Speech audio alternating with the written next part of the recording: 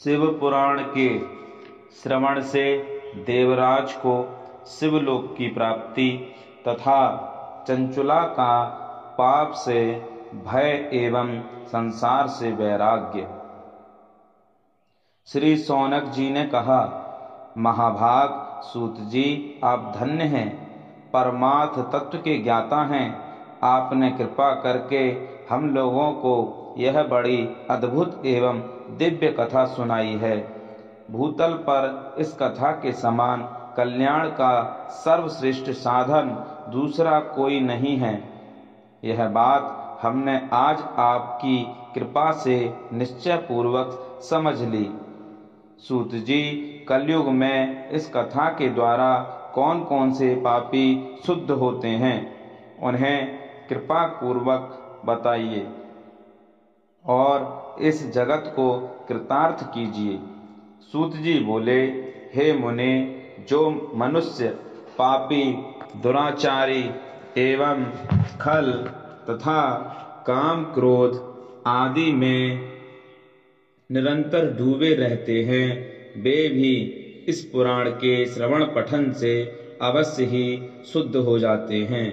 इसी विषय में जानकार मुनि इस प्राचीन इतिहास का उदाहरण दिया करते हैं, जिसके श्रवण मात्र से पापों का पूर्णतया नाश हो जाता है। पहले की बात है, कहीं किरातों के नगर में एक ब्राह्मण रहता था, जो ज्ञान में अत्यंत दुर्बल, दरिद्र, रस बेचने वाला तथा वैदिक धर्म से विमुख था।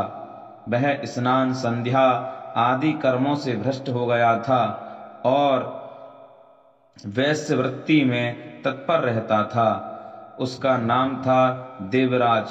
वह अपने ऊपर विश्वास करने वाले लोगों को ठगा करता था। उसने ब्राह्मणों, क्षत्रियों, वैश्यों, शूद्रों तथा दूसरों को भी अनेक बहानों से मारकर उनका धन हड़प लिया था, परंतु उस पापी का थोड़ा सा भी धन कभी धर्म के काम में नहीं लगा था। वह वैश्यागामी था, सब प्रकार से आचार भ्रष्ट था। एक दिन घूमता घामता वह देवयोग से प्रतिष्ठानपुर झूसी प्रयाग में जा पहुंचा।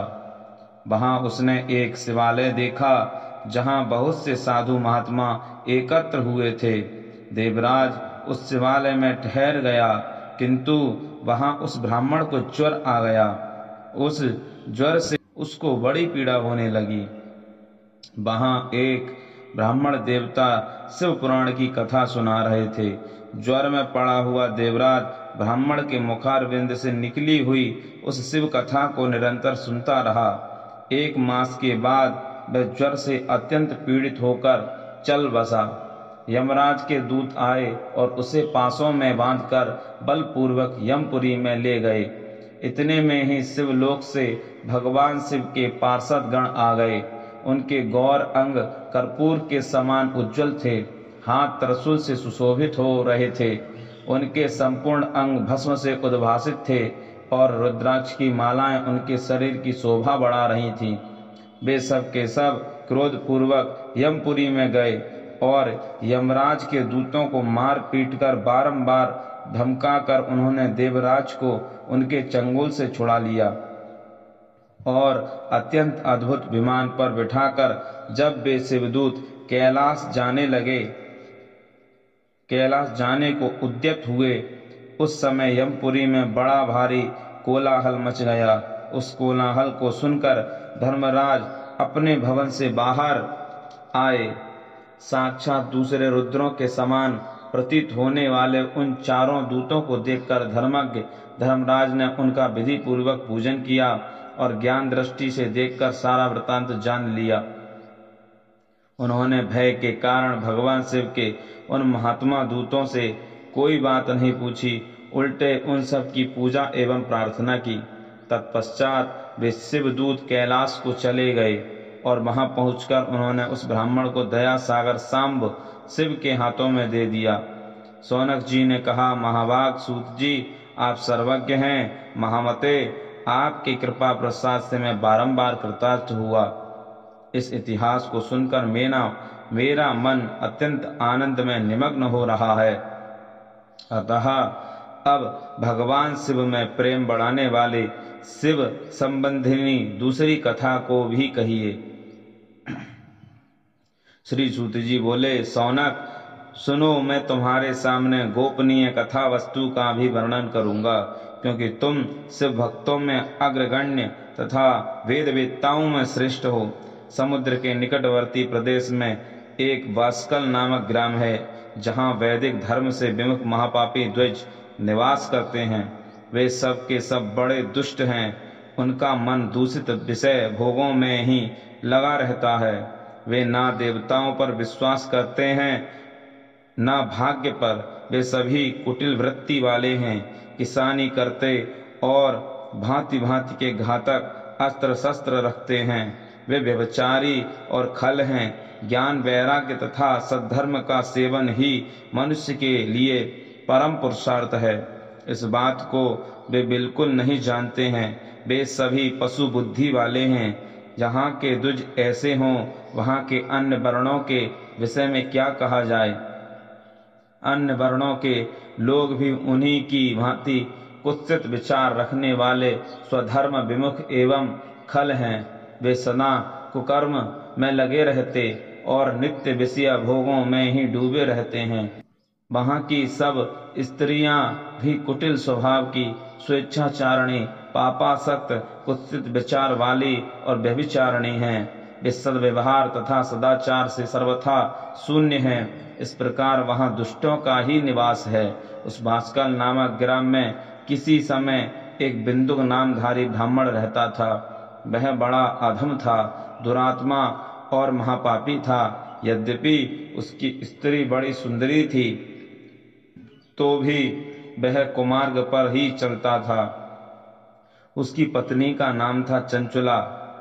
वह सदा उत्तम धर्म के पालन में लगी रहती थी, तो भी उसे छोड़कर वह दुष्ट ब्राह्मण वैश्यागामी हो गया था। इस तरह कुकर्म में लगे हुए उस बिंदुक के बहुत वर्ष व्यतीत हो गए। उसकी स्त्री चंचुला काम से पीड़ित होने पर भी स्वधर्म नाश के भय से क्लेश सहकर भी दीर्घ काल तक धर्म से भ्रष्ट नहीं हुई, परंतु दुराचारी पति के आचरण से प्रभावित हो आगे चलकर वह स्त्री भी दुराचारणी हो गई। इस तरह दुराचार में डूबे हुए उन मूढ़ चित्त वाले पति पत्नी का बहुत सा समय व्यर्थ बीत गया। तदंतर शूद्र जातीय वैश्या का पति बना हुआ वह दूषित बुद्धि वाला दुष्ट ब्राह्मण बिंदुक समय अनुसार मृत्यु को प्राप्त हो नरक में जा पड़ा। बहुत दिनों तक नरक के दुख भोग कर वह मूढ़ बुद्धि पापी विंध्य पर्वत पर भयंकर पिशाच हुआ। इधर उस दुराचारी पति बिंदुक के मर जाने पर वह मूढ़ हृदय चंचला बहुत समय तक पुत्रों के साथ अपने घर में ही रही। एक दिन देव योग से किसी पुण्य पर्व के आने पर वह स्त्री भाई बंधुओं के साथ गोकर्ण क्षेत्र में गई। तीर्थयात्रियों के संग से उसने भी उस समय जाकर किसी तीर्थ के जल से स्नान किया। फिर वह साधारणतया मेला देखने की दृष्टि से बंधुजनों के साथ यत्र तत्र घूमने लगी। घूमती घूमती किसी देव मंदिर में गई और वहां उसने एक दैवज्ञ ब्राह्मण के मुख से भगवान शिव की परम पवित्र एवं मंगलकारिणी उत्तम पौराणिक कथा सुनी। कथावाचक ब्राह्मण कह रहे थे कि जो स्त्रियां पर पुरुषों के साथ व्यभिचार करती हैं, वे मरने के बाद जब यमलोक में जाती हैं, तब यमराज के दूत उनकी योनि में तपे हुए लोहे का परिघ डालते हैं। पौराणिक ब्राह्मण के मुख से यह वैराग्य बढ़ाने वाली कथा सुनकर चंचुला भय से व्याकुल हो वहां कांपने लगी। जब कथा समाप्त हुई और सुनने वाले सब लोग वहां से बाहर चले गए, तब वह भयभीत नारी एकांत में शिव पुराण की कथा वाचने वाले उन ब्राह्मण देवता से बोली। चंचुला ने कहा, ब्राह्मण, मैं अपने धर्म को नहीं जानती थी, इसलिए मेरे द्वारा बड़ा दुराचार हुआ है। स्वामिन, मेरे ऊपर अनुपम कृपा करके आप मेरा उद्धार कीजिए। आज आपके वैराग्य रस से ओतप्रोत इस प्रवचन को सुनकर मुझे बड़ा भय लग रहा है। मैं कांप उठी हूँ और मुझे इस संसार से वैराग्य हो गया है। मुझ मूढ़ चित्त वाली पापनी को धिक्कार है। मैं सर्वथा निंदा के योग्य हूँ। कुत्सित विषयों में फंसी हुई हूँ और अपने धर्म से विमुख हो गई हूँ। हाय, न जाने किस किस घोर कष्टदायक दुर्गति में मुझे पढ़ना पड़ेगा और वहाँ कौन बुद्धिमान पुरुष कुमार्ग में मन लगाने वाली मुझ पापनी का साथ देगा।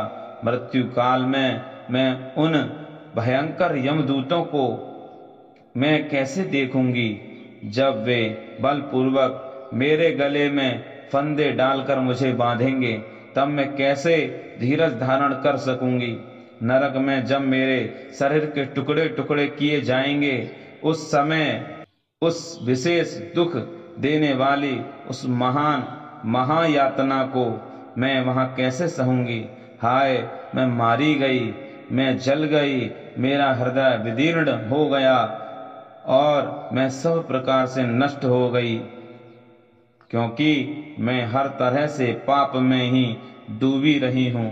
ब्राह्मण, आप ही मेरे गुरु, आप ही माता और आप ही पिता हैं। आपकी शरण में आई हुई मुझ दीन अबला का आप ही उद्धार कीजिए, उद्धार कीजिए। सूत जी कहते हैं, सौनक, इस प्रकार खेद और वैराग्य से युक्त हुई चंचला ब्राह्मण देवता के दोनों चरणों में गिर पड़ी। तब उन बुद्धिमान ब्राह्मण ने कृपा पूर्वक उसे उठाया और इस प्रकार कहा,